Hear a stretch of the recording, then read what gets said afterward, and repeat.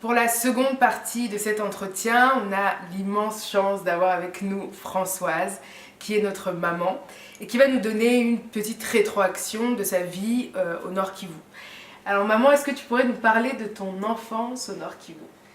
Oui, je suis née au Nord Kivu, dans la République démocratique du Congo.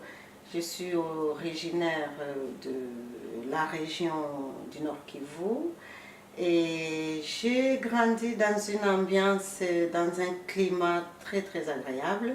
Déjà la région est magnifique et il ne fait pas très chaud, il ne fait pas très froid, c'est vraiment un climat agréable. Et le Nord Kivu, c'est une région qui est aimée par pas seulement les Congolais, mais avec les étrangers aussi. Je me rappelle à mon époque, il y avait beaucoup de touristes quand j'étais encore enfant. Je voyais les camions, les touristes qui venaient en masse pour visiter la région parce qu'il y a déjà les volcans, les Nyiragongo, il y a le parc Virunga, il y a aussi les lacs verts. Et l'ambiance était agréable à mon époque, à mon enfance. C'était très bien. J'ai des belles souvenirs de mon enfance au Kivu. Excellent. Ouais. Est-ce que tu pourrais nous parler de la relation qu'il y avait entre vous et les Rwandais?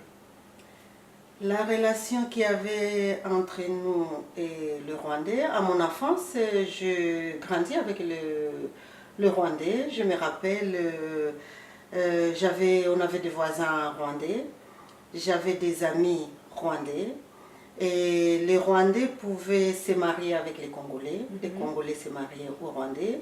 Dans ma famille d'ailleurs, j'ai des cousins, des pères rwandais, j'ai des cousines, des mères rwandaises et ça se passait bien. Par contre, il y avait des tensions, on sentait qu'il y avait des tensions entre les deux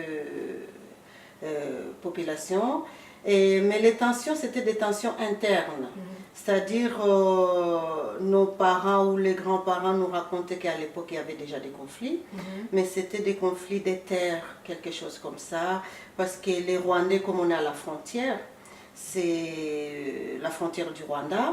Et quand les Rwandais traversaient la frontière pour venir et rester habiter au Congo, et ils s'appropriaient des terres, par exemple. C'était des grands éleveurs. Et c'est parmi, il y avait, je ne sais pas si aujourd'hui aussi encore, il y a des vaches, il y avait beaucoup de fermes au Nord Kivu. Et les propriétaires, souvent, la majorité, c'était des Rwandais. Et ils avaient de l'élevage, et voilà, ça se passait bien, et tout allait bien.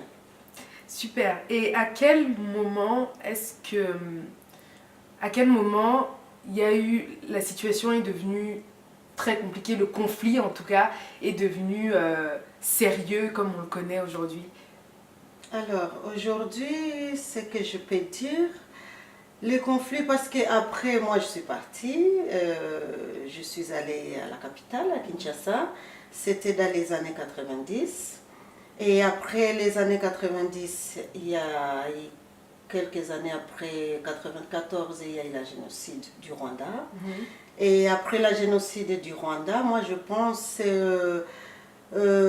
c'était, je crois, l'élément déclencheur, parce qu'après juste le génocide du Rwanda, ça s'est suivi, les conflits, et ça s'est accentué vraiment, parce qu'il y a eu beaucoup des Occidentaux qui sont arrivés pendant le génocide pour essayer d'aider les réfugiés, de voir ce qui s'est passé, essayer de mettre du calme peut-être. Mais après les conflits, ça s'est accentué et ça a continué jusqu'aujourd'hui.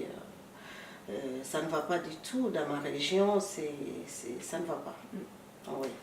Ben, merci beaucoup maman d'avoir partagé avec nous ton expérience et de nous avoir donné un nouvel angle sur ce conflit qui ravage tant de vies aujourd'hui dans cette région.